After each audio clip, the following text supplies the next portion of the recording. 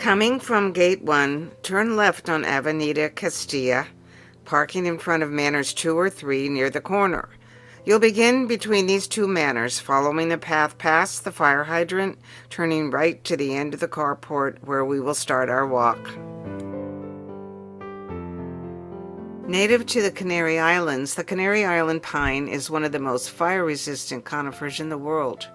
Deep roots make it desirable for lawns, and long needles trap condensation, which drip into the surrounding soil. These pines are a common border along this walking path. As you walk along, notice a bench on your left. Next to it is the Spanish bayonet. Native to southeastern U.S. and Mexico, it produces clusters of trunks with pretty white blooms. Needle-like tips on 2-foot leaves make it a good security plant. Native peoples use these branches for basket making, clothing, and footwear. Be careful of close encounters with this formidable yucca. On the right, between Manors 5 and 6, is this tree, a Brazilian pepper. It's native to South America. Its fruit is sold as pink peppercorns, but please don't eat the berries. And contact with the sap can cause skin rash. The tree has a long history of medicinal use by indigenous peoples.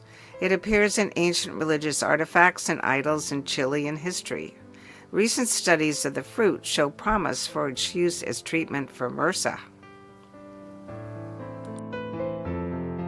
To your left and directly across from Manor 6C is the dragon tree, a native to the Canary Islands. When cut, it exudes red sap. The name comes from Greek mythology, where Hercules slays a 100-headed dragon, and wherever the blood spilled, dragon trees sprang up. Dragon's blood is often used in traditional Chinese medicine, and supposedly Stradivarius violins were dyed with this substance. Directly across from Manor 9 is the Japanese black pine.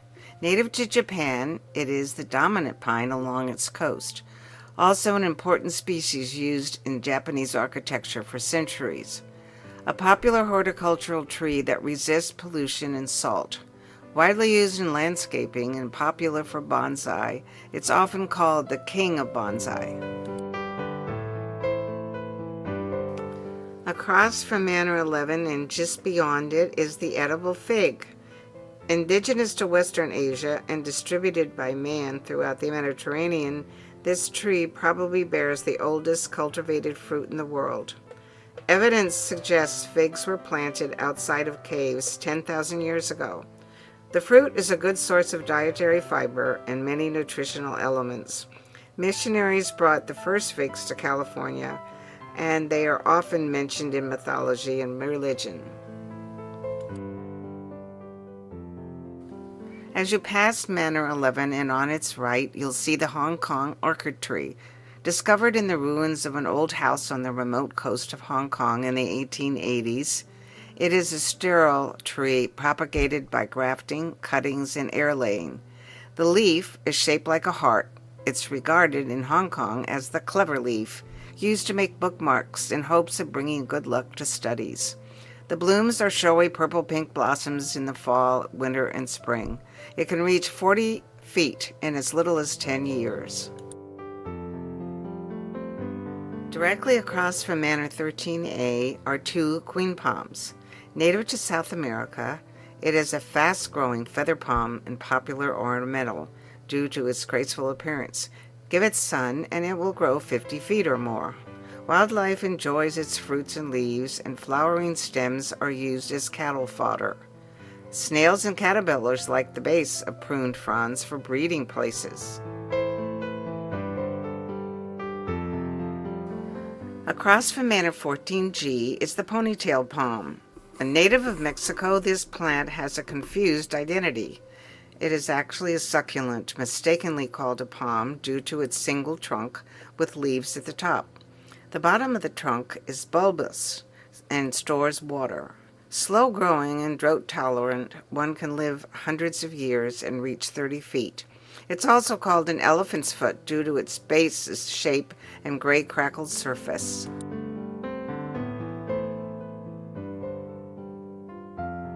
In front of Manor 15 is a Hollywood juniper. Native to Asia, drought tolerant, it is naturally flamboyant, perhaps where the name came from. It twists itself into sculptural forms. It is the most disease and pest resistant of all evergreens. It attracts birds for nesting and its blueberries in the winter, which are good for flavoring olive oil. Brush up against and be rewarded with pine scent. To the left of the juniper is a female Gingko. Native to China and its national tree, it is the oldest tree on Earth, coexisting with the dinosaurs, and more recently it survived Japan's 1945 atom bomb blast. The two-lobed fan-like leaf turns a brilliant gold in the fall. The female ginkgo produces a very smelly fruit, though. This tree has a long history for healing properties, although there is no evidence that it helps memory. In front of Manor 21 are two bottle trees. Native of Australia, it's a hardy evergreen shade tree.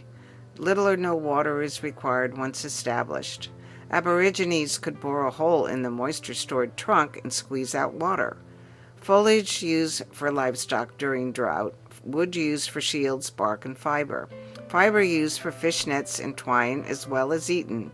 Seeds are eaten and made into coffee-like drink for Europeans. A very well-used tree, I'd say. Ahead on the right, the chamal ash, or the evergreen ash. Native to Mexico, Indians use this tree for tobacco, pipes, canes, and the roots for medicine. The sap, when warm, helps cure earaches. This tree has been known to cause hay fever and asthma, however. The wood is used for bats, shovel handles, and other tools. Just past Manor 22 is the Catchable Tree. Native to Australia, it is commonly known as the broadleaf paperbark. We have many of them here in the village. Aborigines used the bark for shields, canoes, and timber. Today, oil is extracted from leaves and twigs and is considered an essential oil used mainly for aromatherapy. Australian trees contain high amounts of anti-infectious properties, making the oil popular with health professionals. As the path turns right, at that corner is a southern magnolia. Native to southeastern United States, this tree has become a southern landscape tradition. Growing to 80 feet, they produce large, showy, and very fragrant lemon-scented white flowers. Fuzzy brown cones follow these blooms, ripening in fall and winter to reveal bright red seeds. Squirrels, opossums, quail, and turkeys are known to eat these seeds. Here in Laguna Woods, a resident found a whole seed pod buried in a porch planter. Squirreled away, perhaps? Across from Manor 384 is the Chinese elm. Native to Asia, this semi-deciduous tree produces small but perfect flowers in early autumn.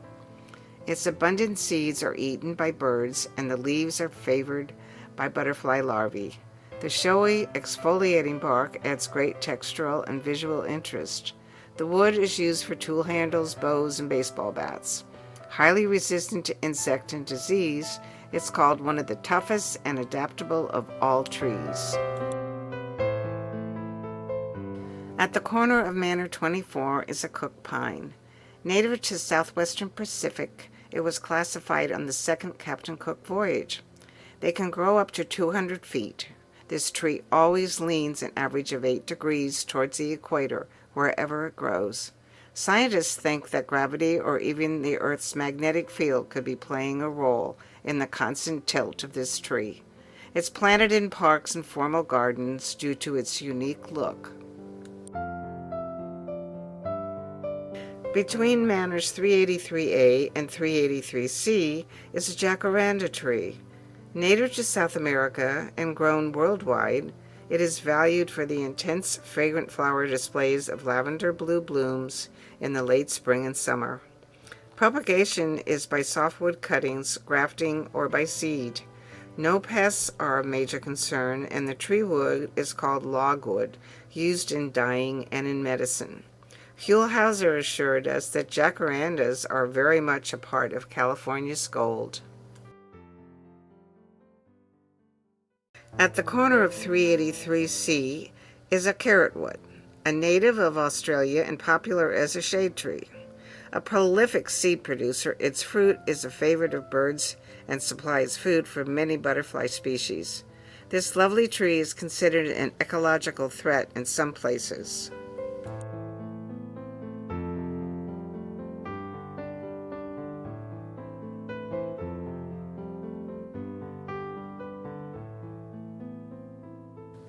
We hope you enjoyed hearing about these wonderful and unique trees along Friendship Walk. It is the first of the vintage walks in the village, being established in 1966 thanks to a resident by the name of Roland Wilson. A colorful brochure is available at the History Center for those who would like to take the walk while reading about it. Thanks for watching.